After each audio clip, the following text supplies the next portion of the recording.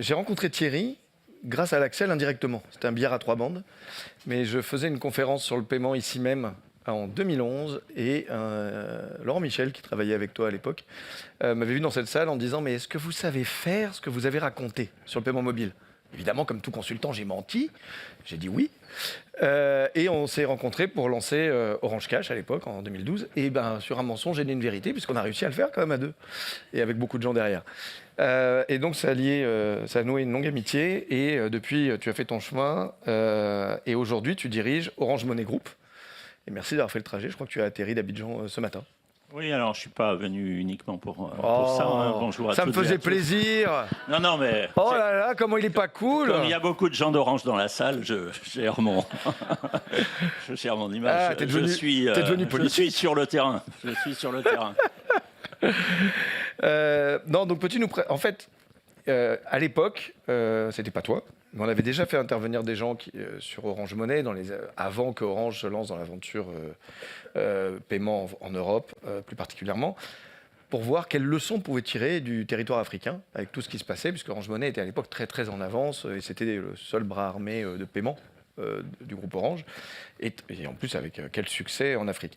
Maintenant que tu y es, les questions que j'avais envie de te poser tournent essentiellement autour de qu'est-ce que c'est devenu finalement 15 ans plus tard. Là, on parle de quoi quand on parle d'Orange Money plus spécifiquement, mais aussi du paiement mobile en Afrique.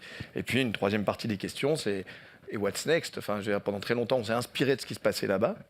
Est-ce que maintenant ils s'inspirent de ce qui se passe ici, ou au contraire, non, ils sont déjà à une étape d'après qu'on n'a même pas vue? Enfin voilà, c'est un peu le thème de la matinée.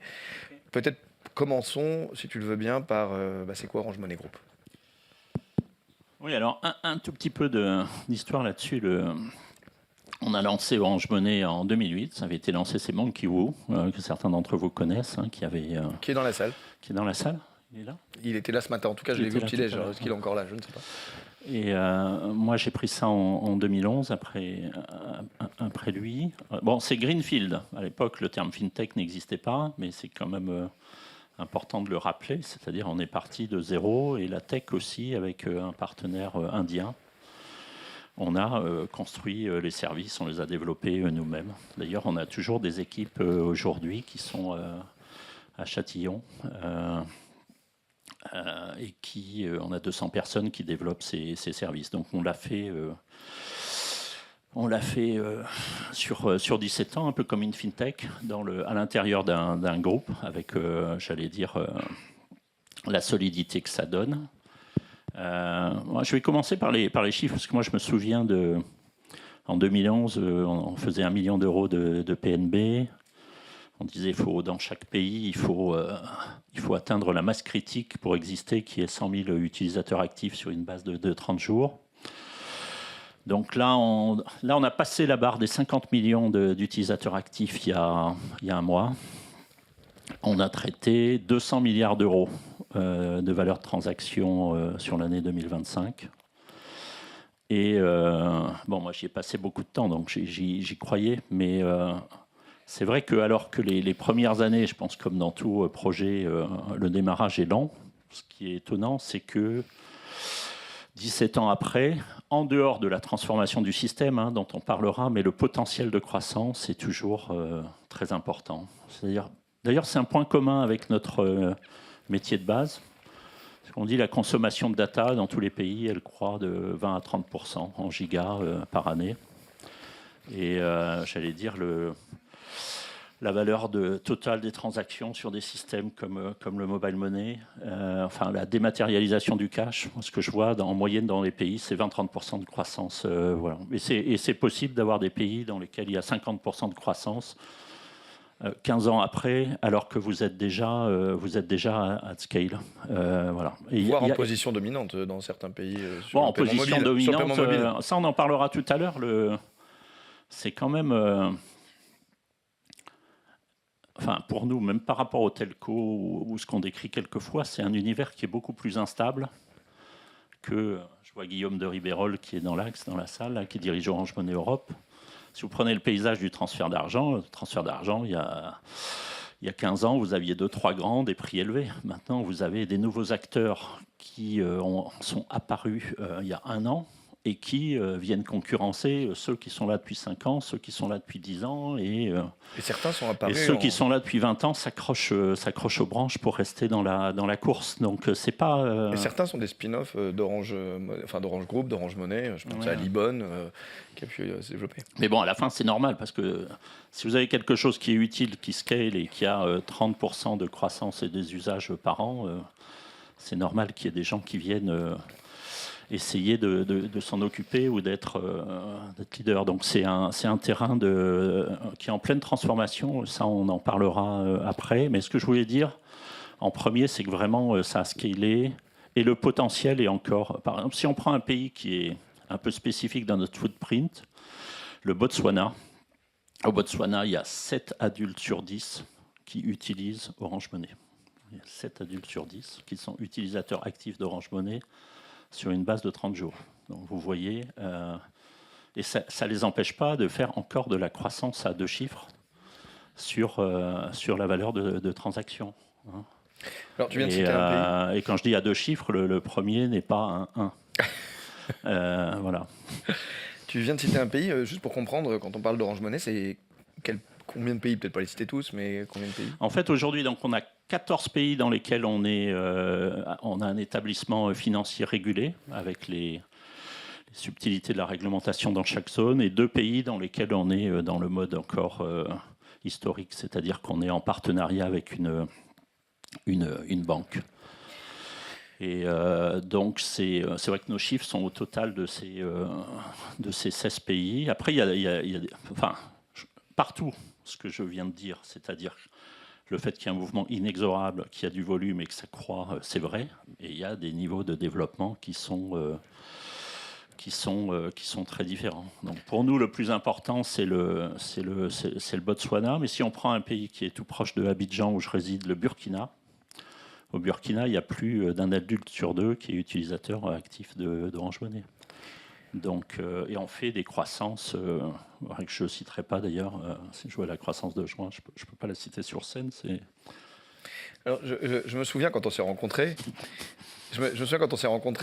Une des marottes de certains dans ton groupe et ailleurs, c'était ça marche en Afrique, il n'y a qu'à copier-coller faire ça en Europe. Et on avait quand même cette thématique qui était oui, mais entre autres, ça a marché en Afrique parce qu'il n'y a pas de réseau bancarisé super développé et on n'a pas trop confiance quand il est développé. Il y avait le problème donc, du développement du réseau bancaire et de la confiance dans ce réseau, ce qui est tout le contraire de chez nous, où on a un réseau bancaire extrêmement développé en Europe et où en plus, toutes les études le montrent, une grande confiance dans nos banques. Est-ce que c'est toujours le cas 15 ans après, cette situation d'un réseau bancaire entre guillemets sous-développé par rapport à nos standards et avec un manque de confiance, ou ça aussi, ça a beaucoup évolué? Bon, cette vision-là... Je pense que elle se conçoit, mais c'est un peu une vision de l'extérieur. Moi, je n'ai jamais vu trop les choses comme ça. Je pense d'abord si on le prend dans l'autre sens, pourquoi on est arrivé à faire tout ça, hein, et qu'est-ce qui est encore le challenge aujourd'hui? Première chose, c'est que c'est un travail de terrain. Vraiment en Afrique, quand on est dedans, c'est un travail de terrain. Et c'est vraiment un travail de terrain. Moi, je peux donner... la semaine dernière, j'étais dans le nord de la Côte d'Ivoire. J'étais dans une plantation de canne à sucre. Et en fait, si vous êtes dans une plantation de canne à sucre dans le nord, vous êtes à 30 km de tout. Il faut payer. Vous avez des gens qui sont propriétaires de leurs terres, qui vous vendent leur production, d'autres qui sont vos salariés. Il faut payer vos factures. Voilà. Alors, le cash, l'accessibilité du cash dans des zones comme ça, c'est un problème permanent. Donc si vous arrivez à dématérialiser, c'est un grand bénéfice économique, d'efficacité, de tout, pour tout le monde. Parce que le mobile money non plus n'est pas très cher. Hein. C'est important aussi de le dire. On parlera tout à l'heure. C'est un produit économiquement tu peux en parler maintenant, performant. Oui, je voulais donner ça dans les grandes, parce que ça, c'est des standards de l'industrie. Quand on a commencé il y a 10 ans, en gros, le taux de monétisation, c'était 1%. Hein, donc, le taux de monétisation, c'était 1%. Transfert international, les frais, c'était 4%. C'était la version premium de ce qu'on faisait. Aujourd'hui, on est à 0,3, 0,4. C'est-à-dire en En 2025, ça c'est des chiffres publics, on a fait donc 200 milliards de valeur d'euros de transactions et ça nous a généré un chiffre d'affaires donc légèrement inférieur à 800 millions. Donc, vous voyez, on est à du 0,4. Bon, donc ça veut dire que c'est les clients, entreprises ou particuliers qui payent ça. Ils payent en moyenne, au final, 0,4, 0,5% de la valeur des transactions, avec des grilles de services, des choses qui sont gratuites, des seuils de gratuité. Voilà. Donc c'est non seulement temps réel, simple à utiliser, mais c'est économiquement, j'allais dire, compétitif. Mais je reviens là sur ta question, là, c'est vraiment du travail de terrain. Voilà. Et la deuxième chose derrière le travail de terrain, c'est que c'est effectivement de la tech. Hein. Il faut que la tech marche, c'est-à-dire si ça tombe en panne, si vous avez des indisponibilités, les gens ont pu accès à leur argent, la sensibilité là-dessus quand vous êtes dans un environnement très grand public, elle est encore plus importante. Vous avez ça sur les réseaux sociaux si vous avez des problèmes. Et donc là, bravo à nos équipes techniques parce que effectivement, on a réussi, ça a été un challenge. Mais c'est une de nos marques à avoir une plateforme tech qui est fiable. J'imagine qu'elle a beaucoup évolué depuis les lancements, puisque à l'époque, on parlait que de USSD et de terminaux à clapper qu'on renvoyait, qu'on ne les utilisait plus en Europe parce qu'on avait nos iPhones. Maintenant, tu vois, en Afrique, ils ont aussi des smartphones. Donc vous avez beaucoup fait évoluer votre offre, j'imagine. Oui, on a beaucoup fait évoluer, mais ça, c'est un autre challenge d'ailleurs. Parce qu'en fait, quand on a lancé en 2010, on était dans l'environnement 3G, début de la 4G, USSD. Voilà, donc les gens tapaient des commandes. C'est la même technologie que pour utiliser le prépayé chez nous. Maintenant, effectivement, on est dans un mode digital, donc avec des applis sur smartphone. Et c'est la course entre les applis, celle qui est la plus fluide, celle qui est la plus performante. Et ça, c'est le challenge. Enfin, on parle tout le temps d'OTT, mais nous-mêmes, on a commencé dans le schéma en disant les banques, les opérateurs télécoms vont-ils faire ce que les banques n'ont pas fait en termes de démocratisation de ces outils de paiement. Mais aujourd'hui, la vraie concurrence, c'est des opérateurs OTT. Et c'est frappant. Moi, j'ai recruté enfin, nous avons recruté récemment une jeune femme qui a passé 4 ans comme directrice marketing chez Yango. Bon, Yango, c'est une plateforme qui a démarré en Côte d'Ivoire et c'est un peu Uber. Hein. C'est-à-dire ils font les taxis, ils sont dominants sur Abidjan et ils font de la livraison de repas à domicile. Vous faites livrer votre burger, voilà. Du classique. Yango d'ailleurs, c'est Yandex, c'est des Russes. Hein. Et vraiment, c'est impressionnant. Moi, j'utilise ça à Abidjan. Quand vous voyez l'app qu'ils ont faite, c'est bluffant. Elle a dit d'ailleurs 2 choses sur lesquelles nous, on est en train de travailler. Et là, ça s'est vraiment déplacé. On a changé de mode. Et en ce moment, on présente ça. Elle a dit une app ne doit pas seulement être simple et fluide, ce qui est notre obsession quotidienne. Elle doit être intéressante. Et la plupart des apps ne sont pas intéressantes. Voilà, bon, ça c'est le type de sujet. Vous voyez le déplacement de. Alors, qu'est-ce que ça veut dire intéressant? C'est beaucoup de détails, mais c'est un vrai sujet. Intéressant, ça veut dire déjà que vous allez l'ouvrir tous les jours, parce que si vous l'ouvrez tous les jours, vous avez un truc. Pas juste de voir votre solde bancaire. S'il a évolué, parce que ça peut vous préoccuper logiquement. Mais ça, si c'est la seule raison pour ouvrir votre app tous les jours, on peut faire mieux. Et la deuxième chose qu'elle dit, je finis là-dessus, parce que ça aussi c'est intéressant, et ça revient sur la question que tu poses. Elle dit les grandes boîtes comme vous, donc nous on en fait partie, la plupart d'entre vous dans la salle aussi, sous-estiment toujours le fait que l'environnement, c'est-à-dire les clients, sont prêts à accepter la technologie.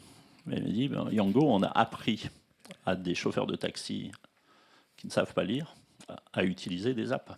Hein, parce qu'on leur a montré, ils ont appuyé sur des icônes, il y a des icônes visuelles, et puis ils utilisent une app. L'app, c'est pas forcément lire du texte, ils savent faire. Mais d'ailleurs, à force d'utiliser l'app, ça les aide aussi d'une certaine façon à compléter leur apprentissage. Donc en fait, vous voyez, même il faut vraiment sortir des clichés. Enfin, Abidjan, quand on y vit, c'est pas représentatif Abidjan toute l'Afrique, mais Abidjan, c'est c'est une ville qui est étonnante, hein. C'est une ville qui est à l'américaine, qui est très tech, qui se développe. Vous avez un skyline de building, il y a beaucoup de business. Et voilà, on est donc dans cet environnement. Et maintenant, la concurrence, elle s'est déplacée sur ce chemin-là. Qui fait la meilleure app? Alors justement, Et la meilleure app, ça commence par des choses aussi simples que ce que je viens de mais dire. justement, j'ai une question parce que c'est simple. Quand tu t'appelles Yango ou d'autres acteurs qui arrivent avec d'autres offres et le paiement en fait partie, toi à la base c'est Orange Money. Donc comment tu rends ton écosystème, pour prendre tes mots, hein, intéressant? Qu'est-ce que tu mets dedans qui font que les gens ont envie d'utiliser plus ou d'aller tous les jours sur Orange Money? Alors, ouais, bon, ça c'est... Bon, je pense qu'il y a deux choses. Ça, c'est nos débats et notre travail aujourd'hui. Il y a deux choses un petit peu contradictoires. La première, c'est que forcément, c'est un écosystème qui se construit brique par brique. Donc, si on refait l'histoire d'Orange Money, au début, on servait à faire du transfert d'argent de personne à personne, à payer votre facture d'électricité, votre abonnement Canal+. Voilà, donc c'était du paiement à distance. Okay. Aujourd'hui, et on a fait du transfert international d'argent assez vite, puisque c'était le use case, c'était le paiement à distance, c'était toutes les... Donc aujourd'hui, là où les choses sont déplacées avec l'OTT, c'est l'exemple du taxi, c'est qu'on fait aussi une grande bataille, c'est le paiement de proximité, le paiement de tous les jours, hein, chez le boulanger, dans les commerces, comme la carte sans contact. En France, on est exactement... Ça, c'est notre travail en train de massifier... j'allais dire ces usages-là. On est en train de le faire. Voilà. Et il faut donc que ça soit fluide, comme le paiement, rapide. Et il faut que les gens soient en sécurité et qu'ils soient aussi à l'aise pour utiliser leur app. Mais il faut aussi que l'app soit, donc je l'ai dit, intéressante pour que ça s'accélère. Et le sujet, je reviens, donc d'un côté on a diversifié, on fait aussi du crédit. Hein. On a une banque à Abidjan, Orange Bank Africa, qui se développe bien. Mais à un moment, je pense qu'on a pensé que plus on allait offrir de services, plus ça serait intéressant. En fait, non. Il faut gérer le fait que ça reste simple et fluide pour que tout le monde puisse utiliser, parce qu'il y a vraiment des paretos. Même si vous avez 90 services, vous en avez 5 ou 6 qui font 90% du business. Et votre performance par rapport aux compétiteurs, elle est sur votre efficacité sur ces 5 ou 6 cas. Et tous les autres, ils vivent de ça. Donc il faut que ça reste simple, fluide, et il faut que ça soit intéressant et simple à utiliser. Mais le danger de intéressant et simple à utiliser, c'est de commencer à mettre des pages et des pages pour dire, vous savez, je sais faire ça, mais je sais aussi faire ça, et tel produit, vous en avez 4 versions. Voilà, donc c'est ça. Donc on a à la fois ce qui était l'histoire historique, on est en train d'élargir notre portefeuille, donc avec le crédit, le paiement marchand, de passer aussi d'un système fermé à un système ouvert, on en reparlera. Mais en même temps, on a un énorme challenge qui va avec la massification et le remplacement du cash, c'est de garder les choses simples, fluides et fun. Donc simple, fluide, fun, plus d'informations horizontales ou d'autres services, pas forcément de services financiers. Tu dis passer un système fermé à un système ouvert. Effectivement, avant, c'était un peu du P2P, Orange Money, etc. Là, tu viens de nous parler de points de vente, tu nous parles de réseau, quoi. Tu peux nous en dire quelques mots? Parce que tout à l'heure, c'est bientôt. Il reste 6 minutes. Non, mais le mobile money, ça a été fait par les opérateurs. Donc, enfin, au début, c'était des systèmes effectivement fermés parce qu'on partait. Vous ne pouvez pas partir de zéro et faire un système ouvert dès le début quand en fait l'écosystème n'existe pas. Puisque aujourd'hui, on peut ouvrir l'écosystème sur la base de la population des services qui existent. Quand vous partez de zéro, c'est difficile à faire. Donc, aujourd'hui, les banques centrales, notamment la Banque centrale des États d'Afrique de l'Ouest, ont un agenda pour l'interopérabilité. Donc, pour que les systèmes soient interopérables, bon, c'est quand même la marque historique des opérateurs télécoms. Hein. Les opérateurs télécoms, ils sont quand même... notre secteur, il est symbole de l'interopérabilité. C'est quelque chose dont on ne parle même pas parce que c'est... donc, on voulait le faire à l'époque. Ça a été difficile parce qu'effectivement, je pense que les régulateurs, les banques centrales ont pensé que c'était plutôt à eux de l'organiser. Ce qui fait qu'on se retrouve avec des interopérabilités régionales. Et on se retrouve aussi avec des risques quelquefois de ce qu'un de mes concurrents appelle le single point of failure. C'est-à-dire l'interopérabilité passe par une plateforme centrale qui, si elle est down, là pour le coup, tout le marché est down. Et il faut il faut gérer ça. Mais nous, on a toujours été, ça allait, sa culture d'Orange, c'est notre culture telco. On est en train de... On a deux grandes transitions. On a trois transitions, en fait. On a le digital, je viens d'en parler. On a le fait de passer dans un environnement interopérable. Et puis, sur le potentiel de croissance important, j'en ai parlé tout à l'heure avec le cas de la plantation. Je pense que c'est important de dire ça. Quelquefois, on pense que ces systèmes, c'est une question de hiérarchie sociale. En gros, les banques, c'est uniquement pour les CSP+. Ensuite, les opérateurs vont toucher les classes moyennes. Moi, je pense que la vraie frontière d'adoption, elle est entre les villes et les campagnes. C'est-à-dire, dans les villes, tout le monde a ses structures, est capable d'adresser tout le monde, y compris dans les banlieues. À la campagne ou dans des environnements agricoles, il n'y a plus grand monde sur le terrain pour s'occuper de résoudre les problèmes des clients. Et les clients ont plutôt plus de problèmes. Ils ont plus de chemin à faire, moins de services de proximité. Donc ça reste ça, je pense, notre grande bataille. Et ça, c'est une force des opérateurs telco. Parce que c'est vrai que c'est aussi une partie, on n'a pas de mérite. Si on a réussi, c'est parce que nous, on est quand même ceux qui ont, je crois, le plus de moyens dans ces environnements-là pour, j'allais dire, servir les clients, qu'ils soient particuliers ou entreprises.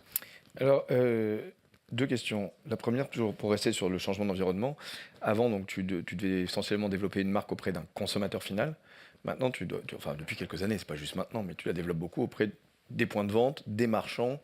Ça ressemble à quoi? C'est juste un changement de marketing ou c'est vraiment développé comme un réseau d'acceptation, comme on l'a fait en France ou comme WeRoll le fait en ce moment?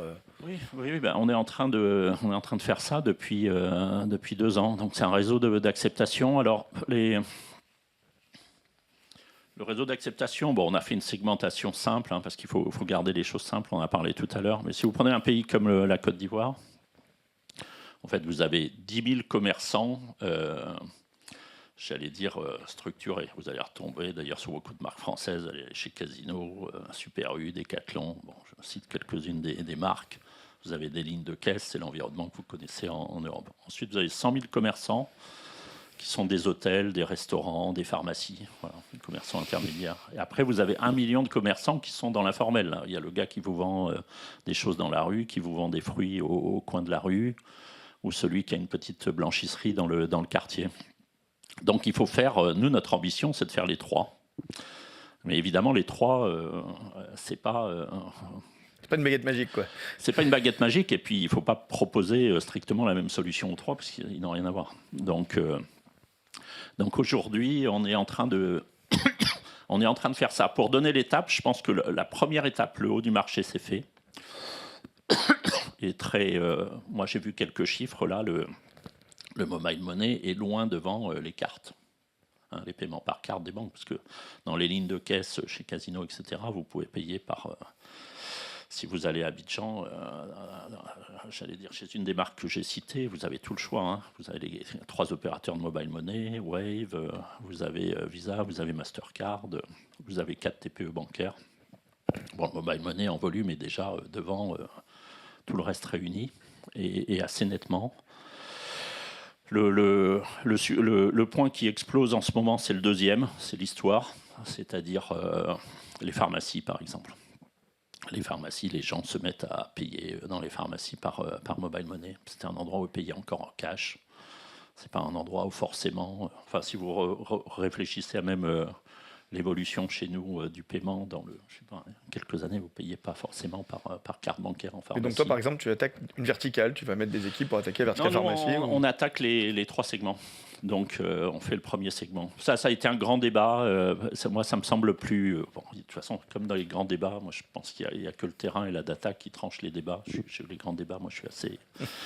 Mais le fait de dire on va faire la verticale santé, la verticale éducation, la verticale Horeca, c'est pas la façon, à mon avis, la plus efficace. Il faut prendre toujours le client, ses besoins, du terrain et les catégories. On a mis ces 3 catégories et on descend les catégories. Mais on le fait en parallèle, voilà, avec des solutions. Et le plus grand enjeu, c'est qu'ils passent tous au digital, avec l'exemple de Yango que j'ai cité tout à l'heure, c'est-à-dire même quand on a des marchands informels qui ne savent a priori, qui sont considérés comme...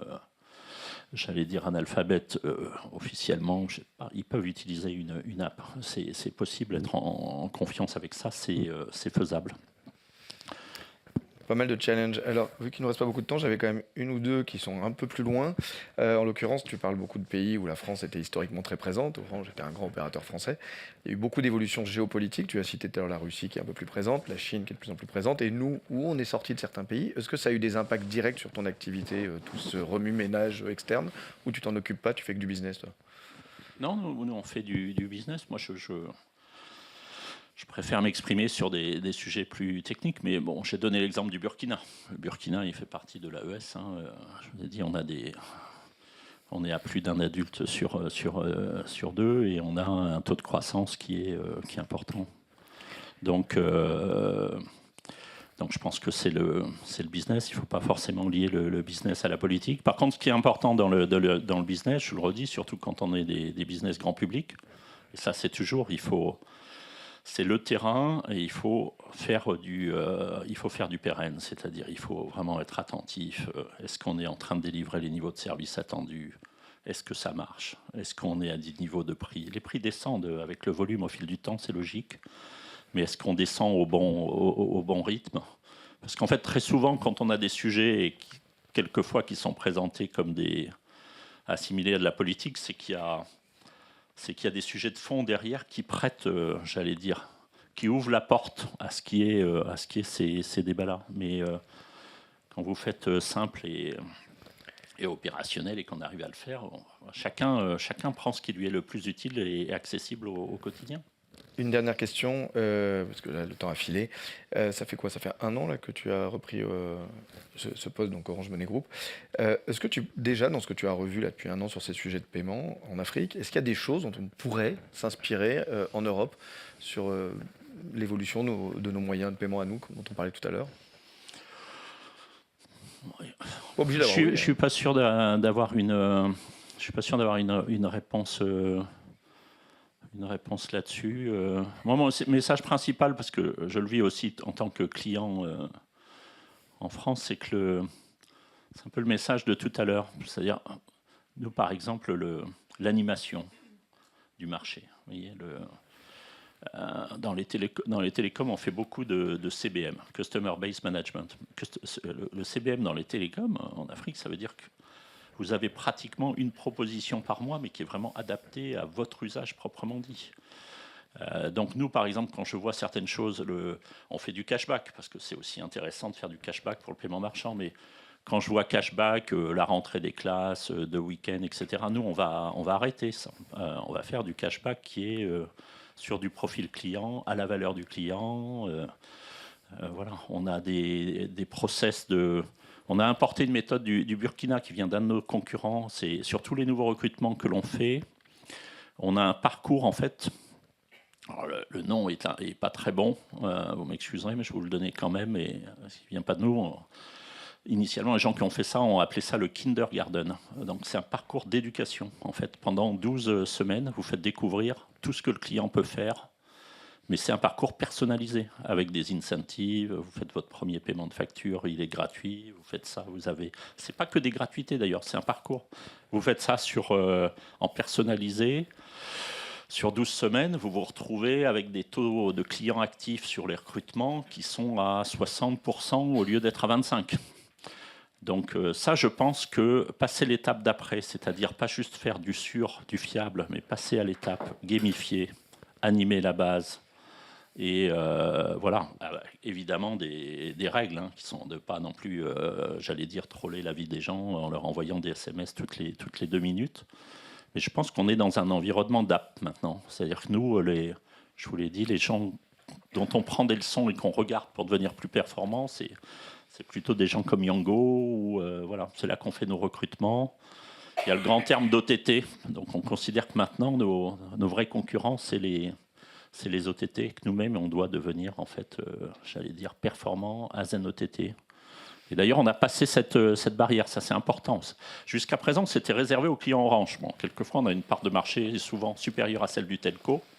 Donc en fait, les gens prenaient une deuxième SIM Orange qu'ils n'utilisaient que pour le mobile money. Mais là, on a passé même... vous pouvez, avec une SIM en Côte d'Ivoire, une SIM MTN ou une SIM Move, vous pouvez ouvrir un compte Orange Money. Et on voit que, j'allais dire d'ailleurs, des clients qui sont fidèles sur le telco et qui ne viendront pas chez nous, bien qu'on soit leader. Ils ouvrent leur compte Orange Money assez vite et dans des volumes qui nous surprennent. Mais bon, ça, c'est aussi quelque part un peu dangereux pour nous. Ça veut dire que la compétition change de dimension. C'est plus une compétition, j'allais dire, traditionnelle entre opérateurs telle qu'on la connaît dans notre métier de base et qui s'est étendue sur un domaine adjacent. C'est une compétition aussi avec des players qui ne sont pas opérateurs et qui sont forts en mode OTT. C'est vraiment ça notre actualité.